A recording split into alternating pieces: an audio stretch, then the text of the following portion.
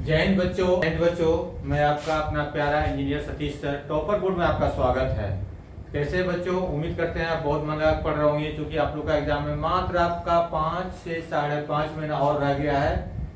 और topper board का mission है आप लोग का 10th एग्जाम में 450 प्लस लाना। इसमें टॉपर बोर्ड आपका पूरा हेल्प करेगा। इसमें आपको हर सब्जेक्ट का live class, video recorded class, PDF notes भी आपका 3 तरह का होगा, ऑब्जेक्टिव, शॉर्ट और लॉन्ग क्वेश्चन का। डाउट क्लास भी होगा। इसके साथ ही साथ टॉपरों द्वारा लिखा गया इन रिटेन नोट्स भी मिलेगा। अब देखते हैं, पिछले क्लास में आपने पढ़ रहा था त्रिभुज, ट्रायंगल, भुजाओं से घिरा हुआ क्षेत्र को त्रिभुज कहते हैं, या 3 भुजाओं से बना हुआ आकृति को त्रिभुज कहते हैं। 1 भुजा हो गया, 2 भुजा हो गया, 3 भुजा हो गया। अब दूसरा चीज इसमें पढ़ा था आपने कि त्रिभुज के तीनों कोनों का योगफल हमेशा 180 डिग्री होता है। 1 2 3 त्रिभुज के तीनों कोनों का योगफल हमेशा 180 डिग्री होता है। जैसे कोण ए प्लस कोण बी प्लस कोण सी बराबर आपका 180 डिग्री हो जाएगा। क्या हो जाएगा? 180 डिग्री हो जाएगा। और नेक्स्ट चीज पढ़ा था आपने इसमें, त्रिभुज में किसी 2 भुजाओं का योग तीसरी से हमेशा बड़ी होना चाहिए, बड़ा होना चाहिए। जैसे एक ट्रायंगल दिया हुआ है, ये 4 है, ये 5 है और ये 3 है। कोई भी 2 साइड को आप जोड़ें तो तीसरा से हमेशा बड़ा मिलेगा। 4 3 7 5 से बड़ा है, 5 3 8 4 से बड़ा है, 4 और 5 9 3 से बड़ा है। तो ये आपने पढ़ चुका है। अब उसके बाद एंगल को रिप्रेजेंट कैसे करते हैं? सपोज दैट ये ए है और ये बी है, ये सी है। एंगल ए को रिप्रेजेंट करना है, यानी कोण ए को रिप्रेजेंट करना है। जिसको रिप्रेजेंट करना रहता है, यानी सूचित करना रहता है, उसको हम बीच में रखते हैं। एंगल ये रिप्रेजेंट होता है ए, बराबर लिख सकते हैं एंगल बी ए सी बराबर एंगल सी ए बी। अब ए को रिप्रेजेंट करना है, ए हमेशा बीच में रहेगा। अब एंगल बी को रिप्रेजेंट करना है, एंगल ए बी सी बराबर एंगल सी बी ए। या तो हम ए पहले लिख सकते हैं या तो हम सी पहले लिख सकते हैं। जिसको रिप्रेजेंट करना है उसको हमको बीच में रखना है। अब एंगल सी यानी कोण सी बराबर ए सी बी बराबर एंगल बी सी ए। जिसको रिप्रेजेंट करना है यानी जिसको सूचित करना है उसको हमें बीच में रखना है। अब इसके आगे पढ़ेंगे पूरक कोण और संपूरक कोण क्या होता है। पूरक कोण और संपूरक कोण, पूरक कोण और संपूरक कोण, संपूरक कोण। यदि 2 कोणों का योगफल 90 डिग्री होगा उसको पूरक कोण बोलेंगे, और 2 कोणों का योगफल 180 डिग्री होगा उसको संपूरक बोलेंगे, संपूरक कोण। यदि 2 कोणों का योगफल 90 डिग्री हो तो उसे पूरक कोण कहते हैं। ए प्लस बी बराबर 90 डिग्री। 2 कोणों का योगफल 90 डिग्री। अब यहाँ दिया हुआ है कोण और यहाँ दिया हुआ है पूरक। अगर 40 डिग्री है, इसका पूरक कितना हो जाएगा? 50 डिग्री। दोनों को जोड़ेंगे तो 50 आ जाएगा। और यहाँ पे दूसरा में अगर 30 डिग्री है तो इसका पूरक कितना हो जाएगा? 60 डिग्री। नंबर 3 में 50 डिग्री है, इसका पूरक कितना हो जाएगा? 40 डिग्री। क्योंकि दोनों को जोड़ने के बाद हमेशा 90 डिग्री होना चाहिए। कितना होना चाहिए? 90 डिग्री होना चाहिए। अब आगे देखते हैं संपूरक कोण। क्या देखते हैं? संपूरक कोण। यदि 2 कोणों का योगफल 180 डिग्री हो तो उसे समपूरक कोण कहते हैं, समपूरक कोण कहते हैं। ए प्लस बी बराबर 180 डिग्री। अब एग्जांपल देखते हैं, यहाँ लिखते हैं कोण और यहाँ लिखते हैं समपूरक कोण। क्या लिखते हैं, समपूरक कोण लिखते हैं। अब यहाँ पे 110 डिग्री है, इसका 110 डिग्री है, इसका संपूरक कोण कितना हो जाएगा। अब 180 में माइनस कर लेंगे 110 तो कितना हो जाएगा 70 डिग्री। दूसरा, अगर 100 डिग्री है तो इसका संपूरक कितना हो जाएगा 80 डिग्री। कितना हो जाएगा 80 डिग्री। नंबर तीसरा में अगर 50 डिग्री दिया हुआ है तो इसका संपूरक कितना हो जाएगा, बताइए बच्चों। 180 में 50 माइनस कर लेंगे, बिल्कुल सही। 180 में 50 माइनस करेंगे तो 130 डिग्री। अब 40 डिग्री दिया हुआ है तो 40 डिग्री का संपूरक कोण कितना होगा बच्चों। 180 में घटा लेंगे 40 तो बच जाएगा 140 डिग्री बच्चों। कितना बच जाएगा 140 डिग्री। आप कमेंट्स में बताइए कि 75 डिग्री का पूरक कोण कितना होगा और संपूरक कोण कितना होगा, दोनों इसका बताइए। 75 डिग्री का, ये आपका कमेंट्स में आंसर देना है बच्चों। अब आगे पढ़ना है बच्चों कोण के आधार पर त्रिभुज के प्रकार। कोण के आधार पर, कोण के आधार पर त्रिभुज के प्रकार। कोण के आधार पे ट्रायंगल दिया हुआ है और इसमें आपका 50 डिग्री दिया हुआ है और ये 60 डिग्री दिया हुआ है और ये आपका 70 डिग्री दिया हुआ है और यहाँ पे आपका दूसरा में 90 डिग्री दिया हुआ है और ये आपका 60 डिग्री दिया हुआ है और ये 30 डिग्री दिया हुआ है और तीसरा में ये 120 दिया हुआ है और ये आपका 40 दिया हुआ है और ये आपका 20 डिग्री दिया हुआ है। इसमें तीनों कोण 90 से कम है तो ये हो जाएगा न्यून कोण। कौन सा हो जाएगा, न्यून कोण त्रिभुज। ये हो जाएगा समकोण त्रिभुज और ये 90 से अधिक है, अधिक कोण त्रिभुज हो जाएगा। क्या हो जाएगा, अधिक कोण त्रिभुज हो जाएगा। जिस त्रिभुज में तीनों कोण 90 से कम हो उसे न्यून कोण कहते हैं। समकोण त्रिभुज में जिस त्रिभुज में एक कोण 90 डिग्री हो उसे समकोण कहते हैं। अधिक कोण त्रिभुज जिस त्रिभुज में एक कोण 90 से ज्यादा हो उसे अधिक कोण त्रिभुज कहते हैं। अब बताना है बच्चों, ये 60 हो जाएगा और ये भी 60 हो जाएगा और ये 60 हो जाएगा। ये कौन सा त्रिभुज है, तीनों 90 से कम है, प्रत्येक 90 से कम है, ये हो जाएगा हमारा न्यून कोण। क्या हो जाएगा, न्यून कोण त्रिभुज। और ये दूसरा बताना है आपको, दूसरा बताना है ये 90, क्या हो जाएगा, ये 90 और ये 45 और ये 45। ये कौन सा हो जाएगा, समकोण। क्या हो जाएगा, समकोण त्रिभुज। अब बताना है, अब बताना है, अब मजा आएगा। ये हो जाएगा 140 डिग्री। कितना, 140 डिग्री और ये 20 डिग्री और ये 20 डिग्री। तब ये कौन सा कोण हो जाएगा, कौन सा त्रिभुज हो जाएगा, बिल्कुल सही बताया, अधिक कोण त्रिभुज। अधिक कोण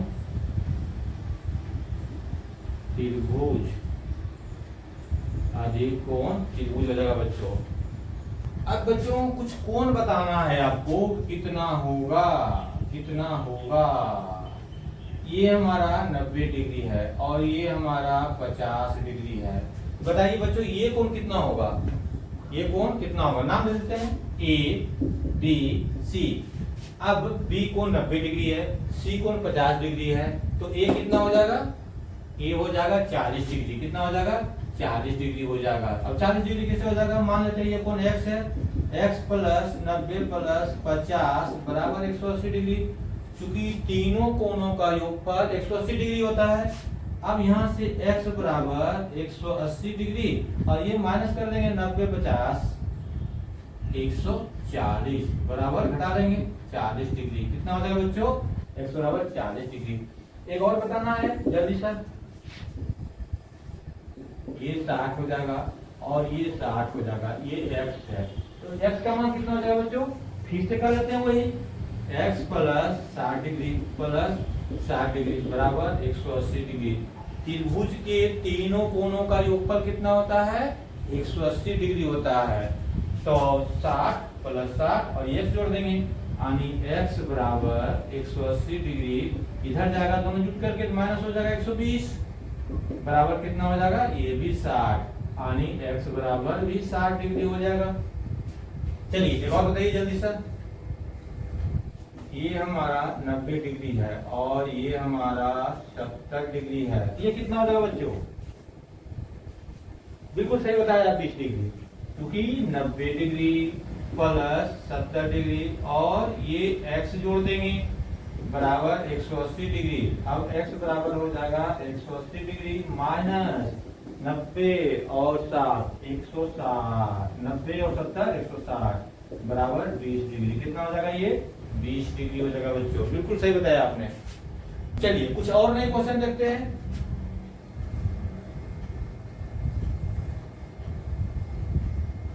ये हमारा 90 डिग्री दिया हुआ है और ये हमारा 120 डिग्री दिया हुआ है। ये कोण निकालना है और ये कोण निकालना है।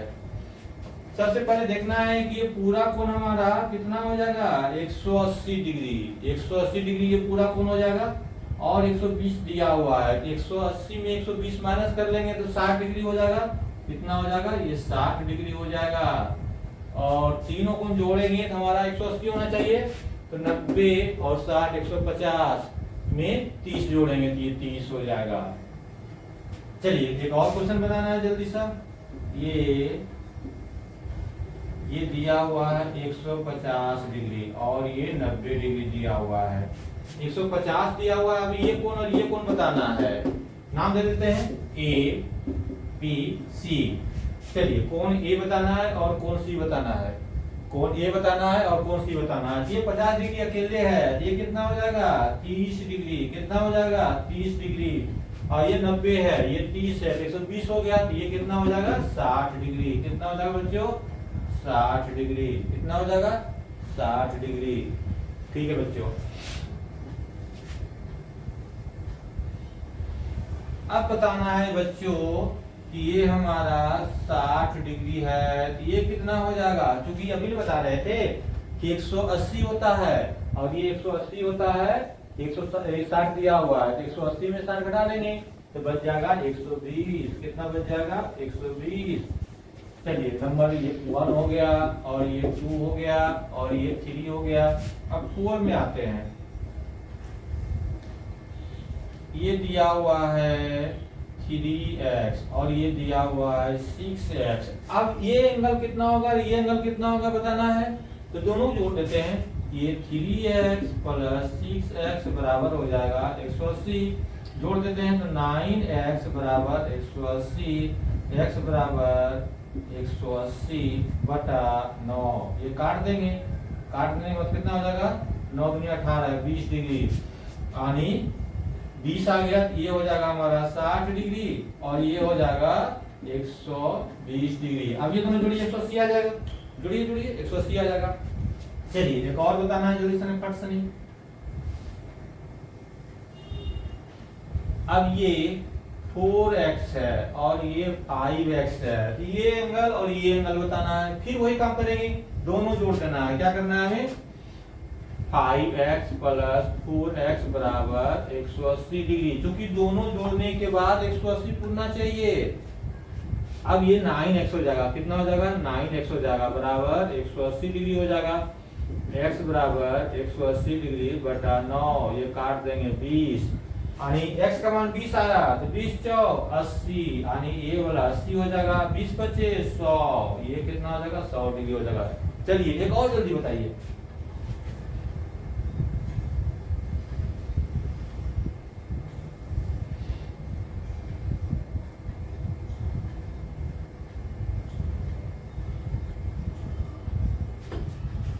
जल्दी से बताना है बच्चों कि ये कोण कितना होगा, ये कोण कितना होगा, ये कोण कितना होगा। फिर से तीनों जोड़ देते हैं, यहाँ 2 भाग में बटा, यहाँ 3 भाग में बटा, तो तीनों को जोड़ने के बाद 180 आना चाहिए। कितना हो जाएगा ये 5x plus 3x plus 2x बराबर 180। 10x बराबर 180 डिग्री, x बराबर 180 डिग्री बटा 10, ये काट देंगे, बराबर हो जाएगा 18 डिग्री। x का मान कितना हो जाएगा 18, 18 तो नहीं 36 डिग्री ये हो जाएगा, 18 दिया 54 डिग्री हो जाएगा, 18 बचे 90 डिग्री हो जाएगा। अब पूरा जोड़ने के बाद आपका 180 आ रहा है, 54 और 36 90 प्लस 90 180 आ रहा है। अब देखना है बच्चों एकांतर कोण, क्या देखना है एकांतर कोण। एकांतर कोण हमेशा हमेशा बराबर होता है। क्या होता है बच्चों, हमेशा बराबर होता है। अब एकांतर कोण कहते किसको है ये पहले समझना है आपको। ये 2 लाइन दिया हुआ है और ये खींच दिया, जितना कोण ये होगा उतना ही कोण ये होगा। नाम दे देते हैं ए बी सी डी। अब ये 50 डिग्री है, ये भी हमारा 50 डिग्री हो जाएगा। दोनों एकांतर कोण कितना होगा बराबर होगा हमेशा। Number 1, number 2 A B C D. अगर ये 70 डिग्री है बच्चों तो ये कितना हो जाएगा, अगर ये 70 है तो ये कितना हो जाएगा, ये भी 70 हो जाएगा। हमेशा क्या होगा बराबर होगा। Number 3 A B C D. अब ये 75, ये भी कितना हो जाएगा 75। एकांतर कोण हमेशा बराबर होगा बच्चों। नंबर 4 बताना है जल्दी से बताना है जल्दी से। ये अगर 65 डिग्री है तो ये कितना हो जाएगा बच्चों, x है कितना हो जाएगा, क्योंकि एकांतर कोण बराबर होता है, एकांतर कोण चल रहा है, एकांतर कोण बराबर होता है, एकांतर कोण बराबर होता है, तो दोनों का मान 65 डिग्री हो जाएगा बच्चों। कितना हो जाएगा 65 डिग्री हो जाएगा बच्चों। चलिए एक चीज और बताते हैं। अगर ये 1 है, ये 2 है, ये 3 है, ये 4 है, तो इसमें कौन कौन कोण बराबर होगा, कौन कौन कोण बराबर होगा। ये दोनों आमने सामने सम्मुख कोण बराबर होगा।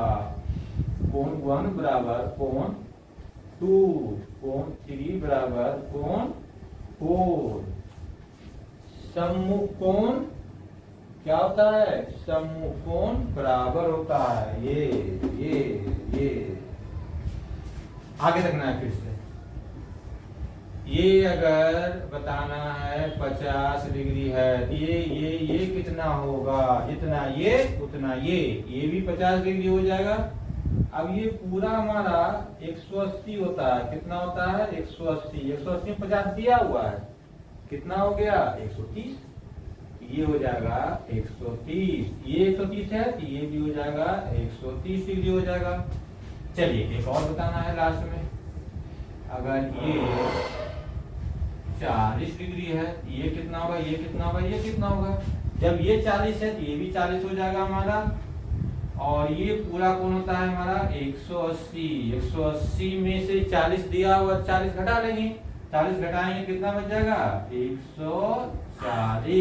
इसके बराबर ये होगा, ये भी 140 हो जाएगा। कितना हो जाएगा 140 हो जाएगा। ये कोण भी 140 होगा। ठीक है बच्चों।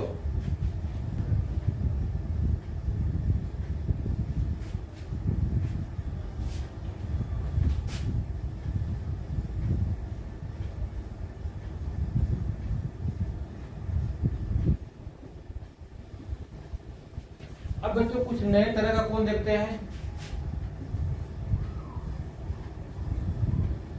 अब ये एक एंगल दिया हुआ रहेगा, ये वाला अगर 30 डिग्री है तो बाकी बताना है, ये 30 डिग्री है, बाकी बताना है आपको। जब ये 30 डिग्री है तो ये भी हमारा 30 डिग्री हो जाएगा, ये 30 डिग्री है, एकांतर कोण 30 डिग्री हो जाएगा। ठीक है बच्चों, अब यहाँ समझना है, जब ये 30 है, ये पूरा हमारा 180 होगा, तो 180 में 30 घटा लेंगे तो ये 50 हो जाएगा। जब ये 150 होगा तो ये भी हमारा 150 हो जाएगा। ये 30, तब ये 30 हो जाएगा, फिर से हमारा ये 30 हो जाएगा, और ये 30 है, पूरा 150 होगा, 150 में 30 घटा लेंगे तब 180 हो जाएगा पूरा, 180 में 30 घटा लेंगे तब 150 डिग्री, इसके बराबर ये भी होगा। क्या होगा? ये भी होगा। अब समझना है बच्चों थोड़ा सा आराम से। 1 2 3 4 5 6 7 8, पहले इसके बारे में सोचना है, ऊपर के बारे में। कोण 1 बराबर कोण 4, जितना ये उतना ये। अब यहाँ से कोण 2 बराबर कोण 3, क्या हो जाएगा? कोण 3। अब इसमें बताना है, इसमें बताना है। अब नीचे से जितना 5 होगा उतना ही 7 होगा। कोण 5 बराबर कोण 7। अब इसमें क्या हो जाएगा? कोण 6 बराबर कोण 8 हो जाएगा। ठीक है, एक एंगल दिया हुआ रहेगा, बाकी बताना है। जल्दी से लो फटाफट। ये दिया हुआ है 50 डिग्री, बाकी डॉट वाला बताना है। जल्दी से डॉट वाला बताना है। ये 1 हो गया, और ये 2 हो गया, और ये 3 हो गया। 2 क्वेश्चन नहीं बता चुके हैं, तो तीसरा थोड़ा सा सोचिए सोचिए सोचिए। हाँ बोलो, बिल्कुल सही आंसर है। ये 50 हो गया, तो ये ही 50 हो गया, और ये 50 है, ये कितना हो जाएगा? 180 में माइनस कर लेंगे 50, तब 130 हो जाएगा। ये 30 130, तो ये भी 130 हो जाएगा। और आगे बताना, ये 50 है, तब कितना हो जाएगा? ये भी 50 हो जाएगा। एकांतर कोण बराबर, ये 50 है, फिर ये 50 हो जाएगा, फिर यहाँ से 130 और 130। ठीक है प्रियंका, बिल्कुल सही आंसर है, बिल्कुल। अब आगे बढ़ते हैं, देखते हैं समरूप, असमरूप और सर्वांशक। समरूप क्या होता है, असमरूप क्या होता है, सर्वांशम क्या होता है? समरूप, असमरूप तथा सर्वांशम।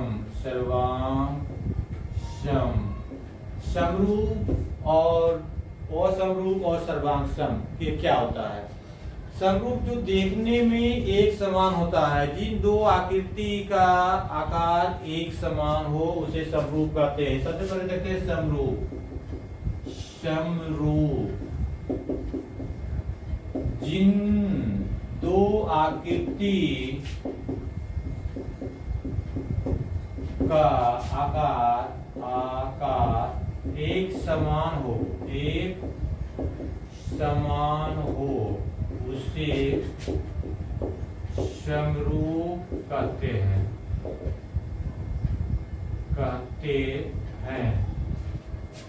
एग्जाम्पल में दो वृत्त बना लिया, एक बड़ा एक छोटा। इसका त्रिज्या r बराबर 5 सेंटीमीटर, इसका त्रिज्या r बराबर 2 सेंटीमीटर। ये क्या हो जाएगा? समरूप हो जाएगा।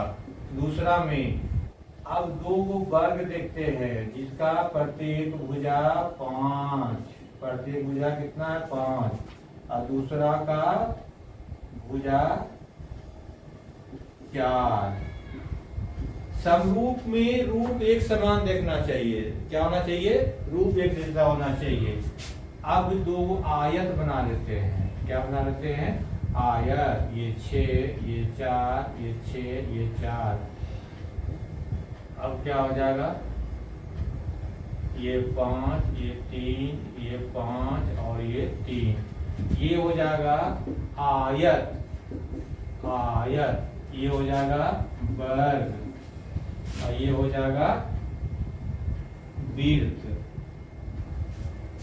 दो वृत्त हमेशा समरूप होगा, दो वर्ग हमेशा समरूप होगा और दो आयत हमेशा समरूप होगा। अब आगे देखते हैं असमरूप। जिन दो आकृति का आकार एक समान नहीं हो उसे असमरूप कहते हैं। जैसे एक वृत्त बना लिया और एक त्रिभुज बना लिया, दोनों का आकार एक जैसा नहीं है, असमरूप हो गया। और दूसरा हम देखते हैं एक वृत्त बना लिया और एक वर्ग बना लिया, ये भी असमरूप है। अब तीसरा हम देखते हैं एक वर्ग बना लिया और एक आयत बना लिया, ये भी आपका एक समान नहीं है। चलो एक और देखते हैं चौथा, एक वृत्त बना लिया और एक आयत बना लिया, ये क्या हो जाएगा, असमरूप हो जाएगा। क्या हो जाएगा, असमरूप हो जाएगा। अब आगे देखते हैं सर्वांगसम। वे समरूप आकृति जिनका माप बराबर हो उसे सर्वांगसम कहते हैं। वे समरूप आकृति जिनका माप बराबर हो वो सर्वांगसम होगा। जैसे एक वर्ग दिया हुआ है, इसका 5, 5, 5 सेंटीमीटर दिया हुआ है। दूसरा भी वर्ग दिया हुआ है, इसका भी 5, 5, 5 दिया हुआ है, माप बराबर है, ये हो जाएगा हमारा सर्वांगसम।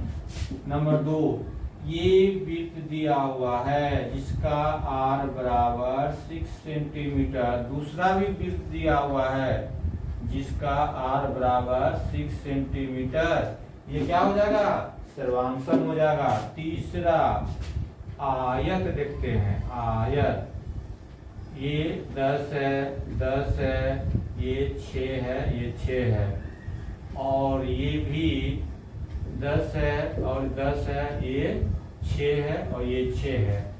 अब दोनों वर्ग, ये क्या हो जाएगा, सर्वांगसम। ये दोनों वृत्त क्या हो जाएगा, सर्वांगसम। ये दोनों आयत क्या हो जाएगा, सर्वांगसम। क्यों सर्वांगसम हो जाएगा, दोनों का माप सेम है। इसका भी सभी साइड यानी सभी भुजा 5 है, इसका भी त्रिज्या 5, 6, इसका भी 6। आयत का 10, 6 है, इसका भी 10, 6 है, तो बराबर हो जाएगा। ठीक है बच्चों।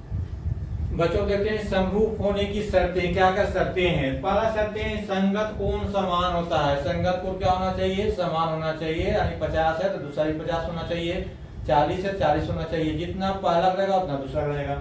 और संगत कोण समानुपाती होता है, संगत कोण समानुपाती होता है, यानी सब एक ही अनुपात में होना चाहिए। 2 का अनुपात है तो 2, 3 का अनुपात है 3, 4 का अनुपात है 4, यानी सेम रेशियो में बढ़ना चाहिए।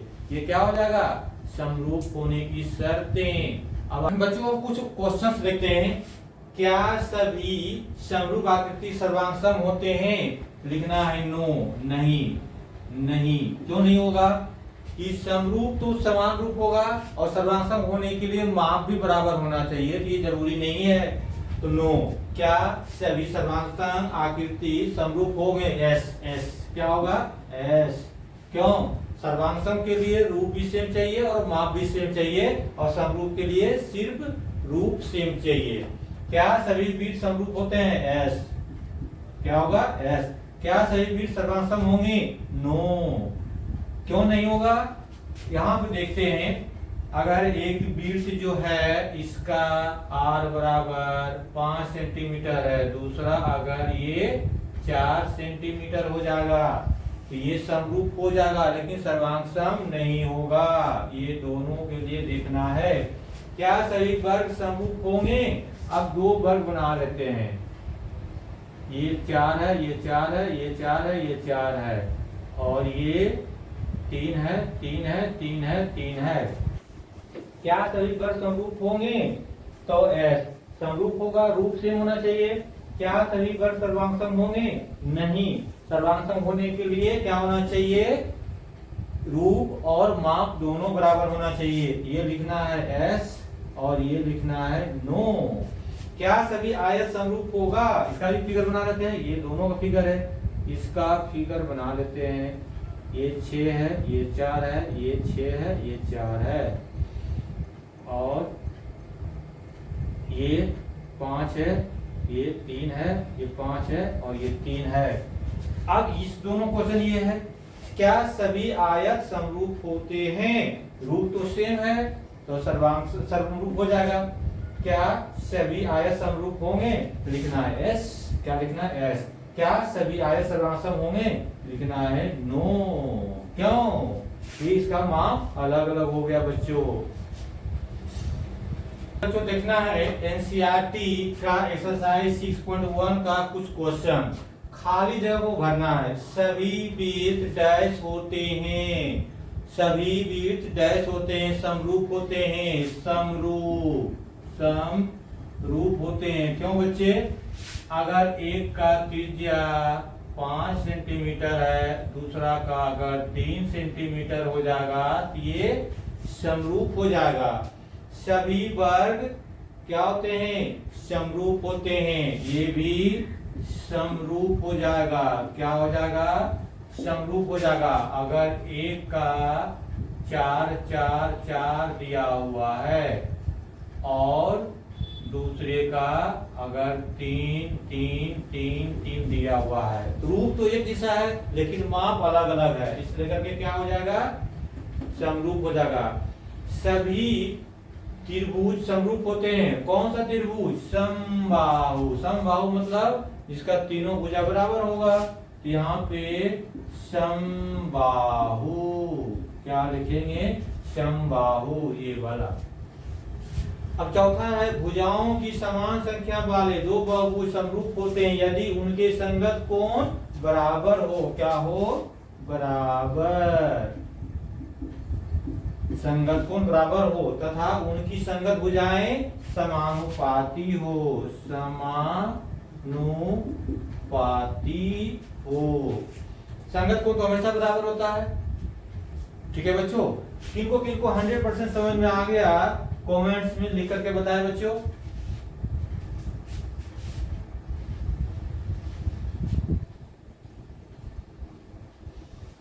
ठीक है बच्चों, अगले क्लास में फिर मिलेंगे, इसी को आगे कंटिन्यू करेंगे।